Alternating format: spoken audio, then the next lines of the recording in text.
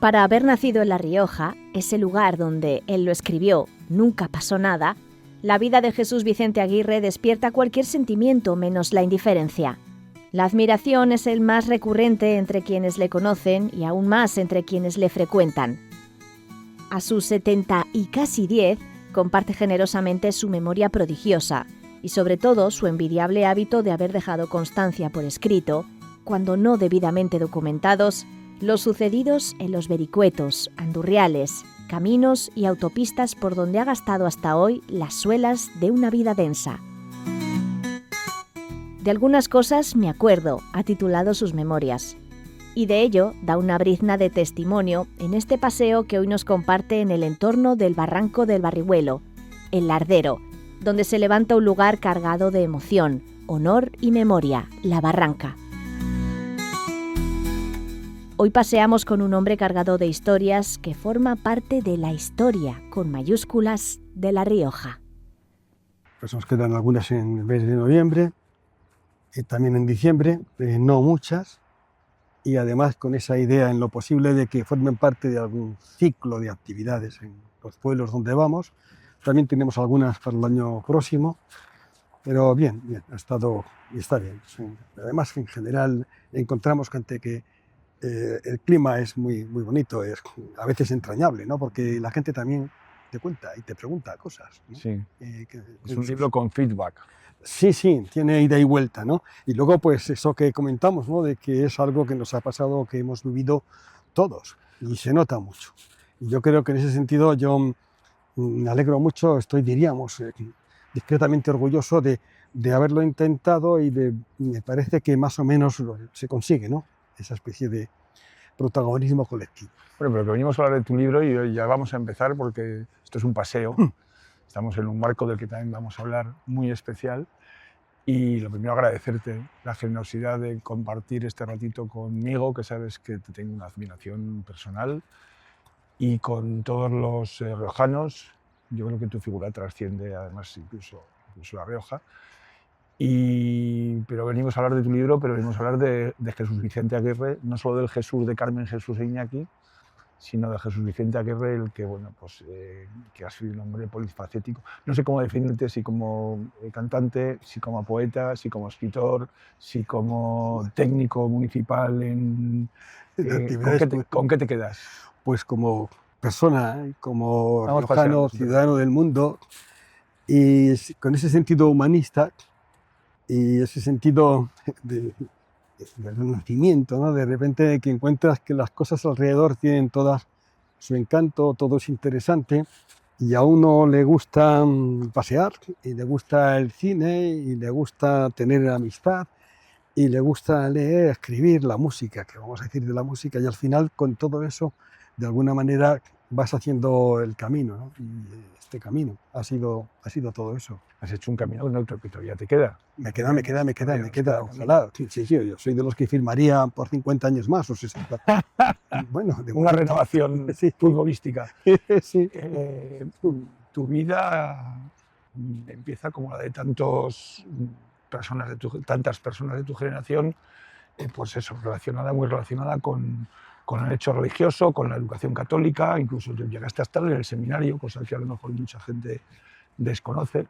Claro, en aquella época, siempre en este país, como sabemos, o cualquiera puede saberlo, existió durante muchos años, hace ya tiempo evidentemente, esa idea de que cada familia podía tener un hijo al servicio religioso, y si además se dividía, el primero se quedaba con la casa, el segundo iba al ejército y el tercero era cura. El tercero era perfecto. Era una división administrativa pensada. Ya en nuestra época existe también esa posibilidad. Hay gente que está de familias, ¿no? Y esto es lo que ocurre con nuestra familia, muy católica. Y yo estuve en una especie de seminario postulantado, al que agradezco profundamente todo lo que significó esas enseñanzas que a mí no solo me han servido, sino que me han ocupado toda la vida, que son la literatura, poder escribir, leer desde el principio, tener libros, bibliotecas, y la música. la música ejercida desde los 10 años, con el órgano, tocándolo en la iglesia, en su caso. ¿Lista de Elizondo? ¿Dónde fue? No, era Escoriaza. Era Escoriaza. Y desde hasta los domingos, en comidas del comedor, ahí tocando para Elisa o yo qué sé, cualquier otra cosa, ¿no? De estas historias, ¿no? Y a partir de ahí eso crea una especie de posibilidad, o te da una posibilidad que yo luego, finalmente ha sido lo que más me ha importado, a la que más tiempo he dedicado y la que más satisfacciones y trabajos me ha permitido hacer, ¿no? Pero ya, además de la parte cultural, evidente que la educación, bueno, pues, judío-cristiana, sí, ¿no? Que hay que dejó tu pozo también, ¿no? Hombre, yo tengo esos dos sentimientos y esos dos recuerdos clarísimos. Por un lado, la educación a veces va avanzando e incluso más de lo que aquel tiempo pareciera permitir, pero aquel tiempo es tremendo, aquel tiempo es lo que es, y el tiempo es especialmente en el tema nacional católico algo tremendo, algo que corta cualquier posibilidad, es decir, todo está prohibido, todo es malo, todo es pecado, casi todo. Todo lo que uno puede pensar que es bonito en la vida, que es agradable, es pecado, o si no lo haces de no sé qué manera, es pecado. Entonces eso es tremendo. Yo siempre cuento, porque recuerdo a algunos amigos de estos que te cuentan al día siguiente lo mal que han pasado esa noche, porque fueron conscientes y les costó dormir, porque si esa noche se morían, se iban al infierno, porque habían pecado, a saber en qué habían pecado, lo que fuera. Eso es una cosa tremenda y es algo que puede permitir, y eso, claro, eso no es algo no, eso es algo que te acompaña, ¿no? Y entonces ese tipo de idea se convierte no solamente en una prohibición, sino en algo que te va minando, y de lo primero que hay que escapar es de eso. ¿Y tú escapas? Sí, tú escapas a París, bueno, ni más ni menos. Claro, no, eso tiene un proceso de ir dejándolo. Precisamente la música es algo que te ayuda mucho a pensar que hay luces todavía, que hay expectativas, ¿no? Aquella canción cantaba François Hardy, tú de la Saone de Filtro, los chicos y las chicas de la mano. Eso era bonito, ¿no? Parece las canciones de San Remo, fíjate, pues parece como que había luz detrás del túnel, ¿no? En los Beatles, que ya están diciendo igual es posible otra, y todo eso te va ayudando, ¿no? a hacerlo, las amistades, las historias, va saliendo, y sí que después la música que nos va acompañando y que ha empezado con ese tipo de músicas va a ir también viendo otras realidades, como son, por ejemplo, la latinoamericana, Yupanqui, la Isabel Parra, y Trimani y Víctor Jara.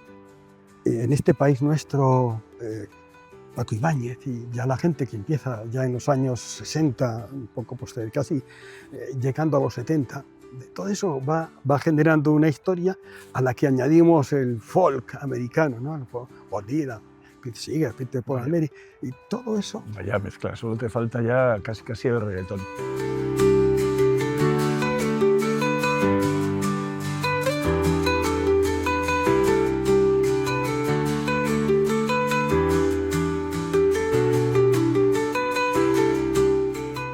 Hemos llegado a la puerta de uno de los espacios, de los hitos de tu vida. ¿Por qué has elegido este espacio para este pequeño paseo? Pues este espacio hay que decirlo, estamos en La Barranca. La Barranca, lo acabas de decir, porque es uno de los espacios en los que uno ha vivido dentro y fuera, con esa relación con lo que esto significa. Esto desde el momento del descubrimiento, cuando alguien te dice, porque al lado de Logroño hay un sitio que mataron, y desde esa sensación que teníamos familias que no habíamos tenido la represión, no habíamos sufrido la represión franquista, es difícil creer, es difícil entender que eso fuera posible, tienes que venir a verlo. Y lo único que había es que todo el descampado estaba pisado por esas mujeres que venían, las mujeres de negro. Y a partir de ahí A partir de ahí hay artículos, a partir de ahí hay una canción que hicimos, a partir de ahí hay una película, a partir de ahí hay 400 personas aquí, 3.000 en toda La Rioja, que empiezan a llamarte y a decirte tenemos que estar juntos y no son los libros, es toda una historia. Vienen a contar sus historias y de ahí... Y vivir la vida y tener muchos padres y madres, y cuando te preguntan usted, claro, ¿tiene algún familiar? Y como no tienes ninguno, pues al final acabas diciendo tengo 2.000. Claro. 2.400 aquí.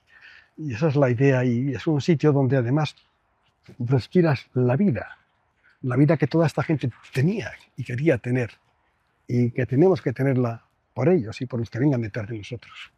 Por eso es un sitio precioso para pasear, para estar, para sentir y descansar.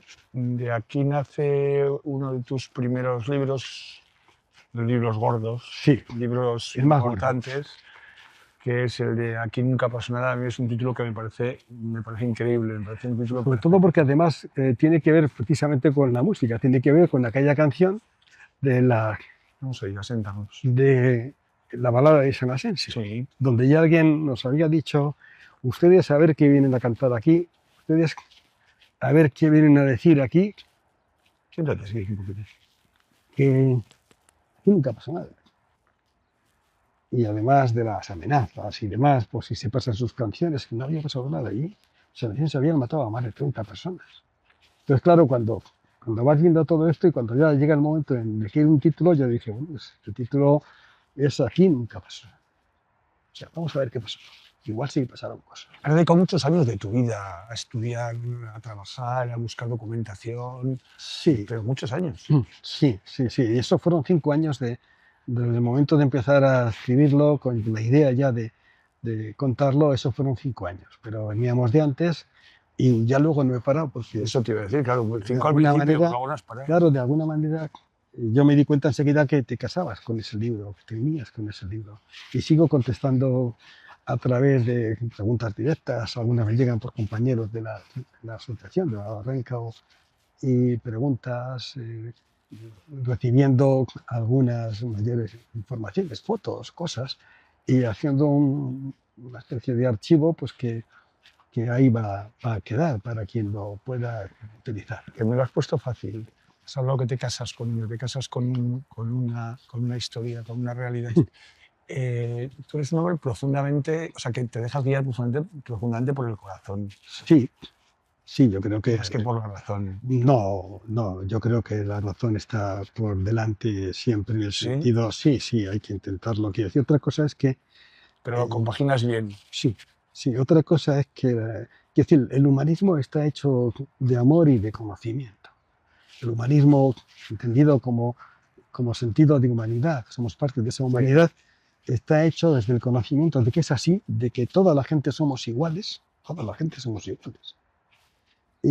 y que además todos tenemos que respetarnos unos a otros. Esos son cuestiones que tienen que ver tanto con el intelecto como con el corazón, que lo siente también, ¿no? Entonces, las dos cosas, en mi opinión, y van a la...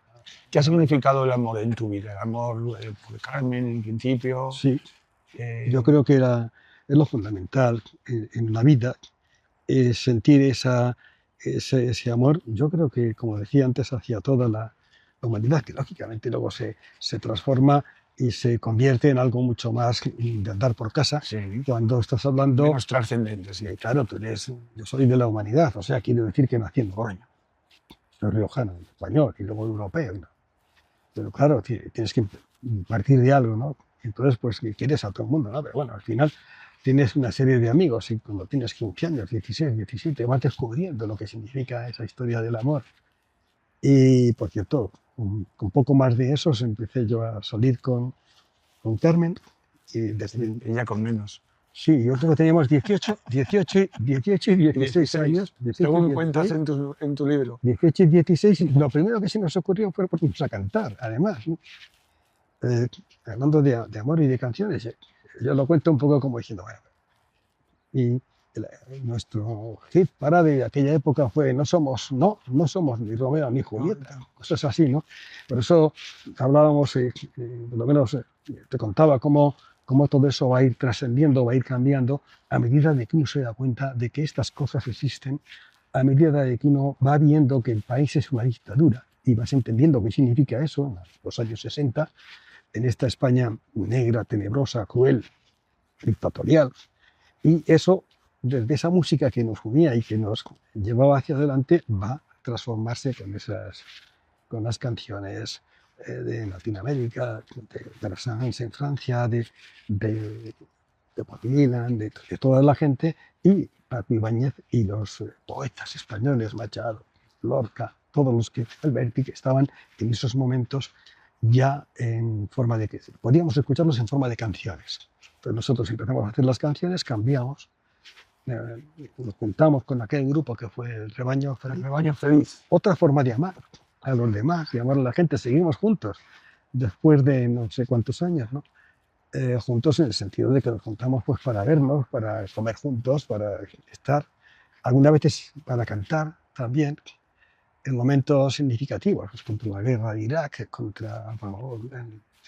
siempre con ideas de intentar mejorar este mundo en lo posible, ¿no? Dentro de lo poco que uno puede hacer, por lo menos intentarlo, ¿no?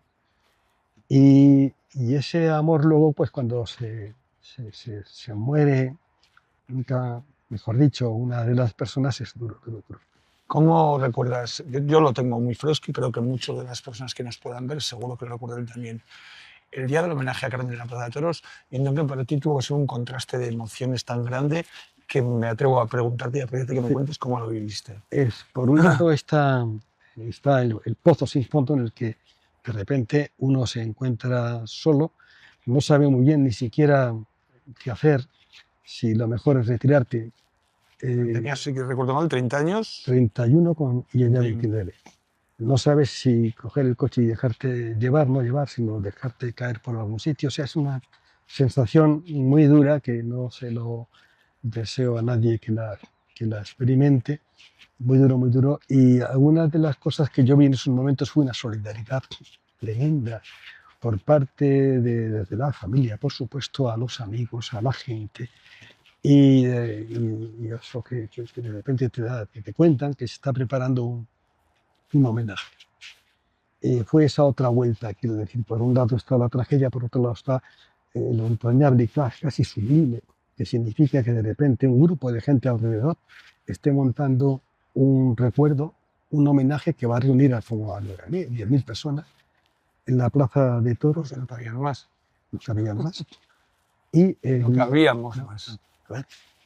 Que reúne a los periodistas que van a formar, de los medios, de la radio, de los periódicos, que van a presentar a los poetas, que van a decirnos sus ideas, sus poesías, y los cantantes, ¿no? Elisa Ser, y Manuel, la Bullonera, la Gordeta, Joaquín Sabina, que fue un amigo en aquella época, ¿no?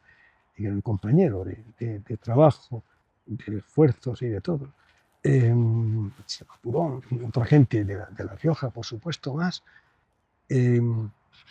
Fue tremendo, fue una especie de hecho, esa idea, esa historia, hasta esa ayuda para poder pagar los equipos, nos comprometía a seguir. Y lo intentamos, ¿eh? Doy fe de que lo intentamos.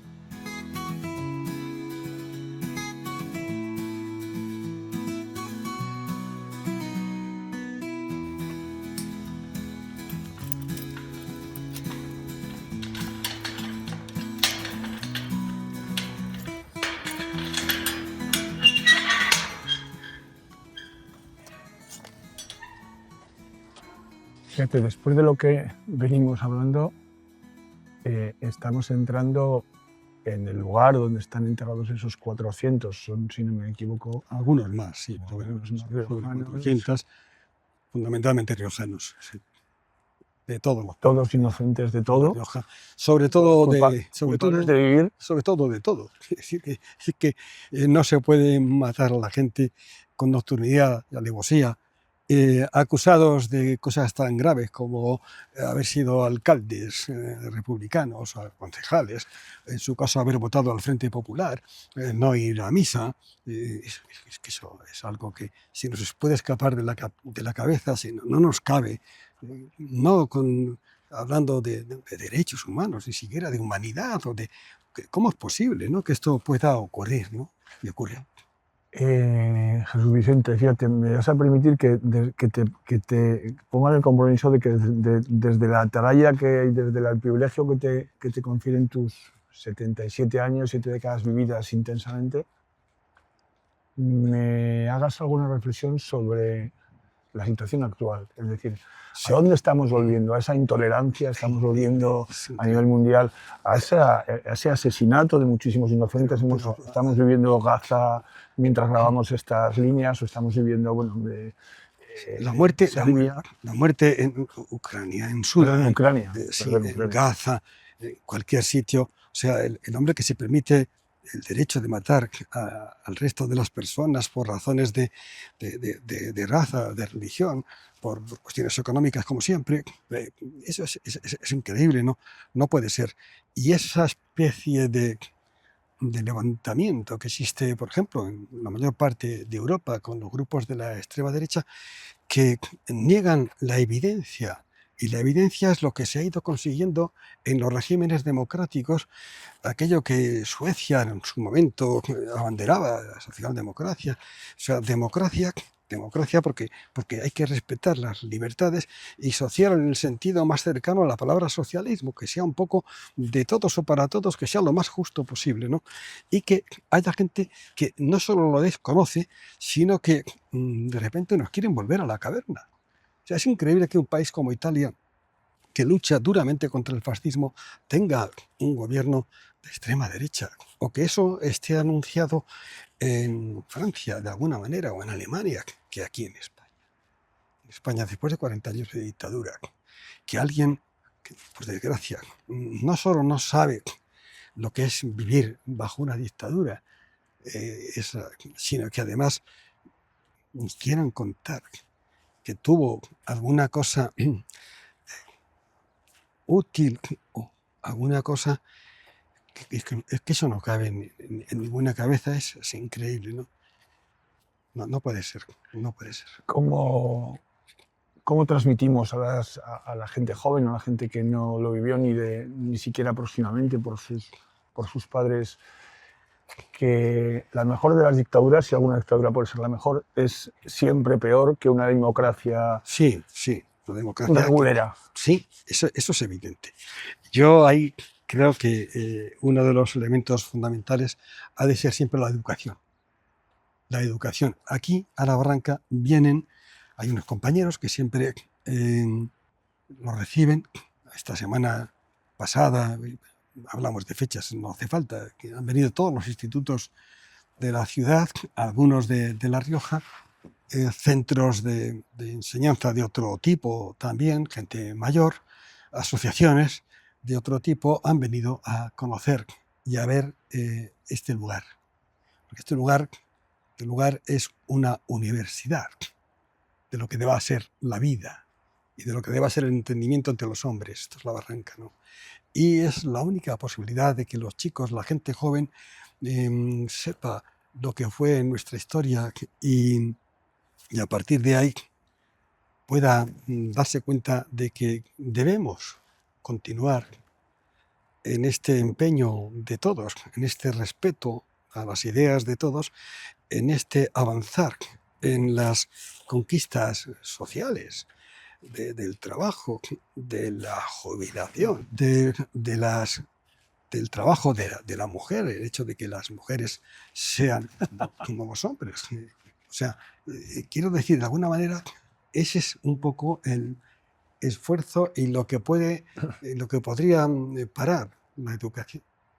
Tú, bueno, pues eso, con 7, casi 8 décadas ya en tus alforjas, cuando haces una reflexión, ¿te sientes satisfecho por todo lo que has trabajado, por mejorar un poco, por dejar tu parte de este mundo mejorada? He hecho lo que he podido.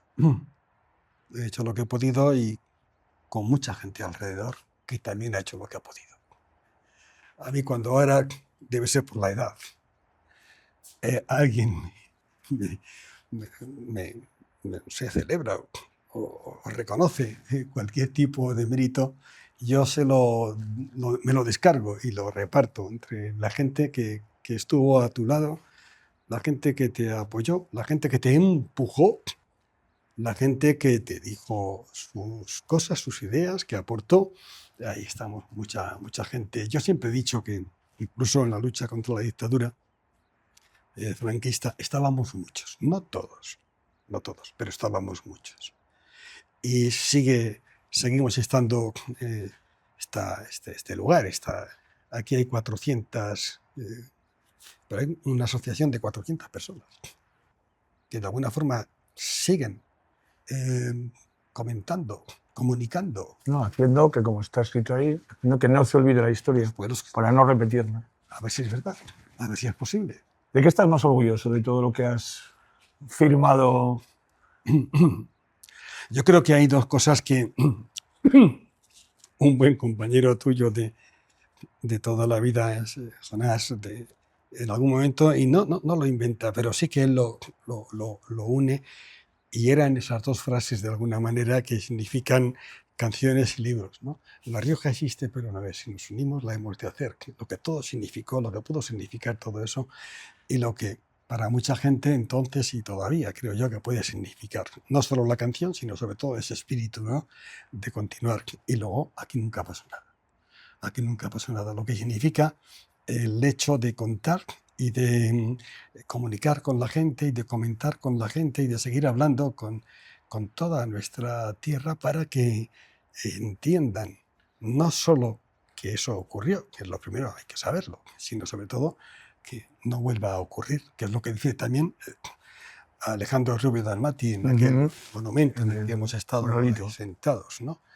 Para que este horror no vuelva a repetirse, ¿no? Entonces, esa historia en mi vida se resumiría en esas dos frases. Y en un momento íntimo, si tuvieses un minuto para hablar con Carmen, ¿qué le dirías? Hoy. Seguimos.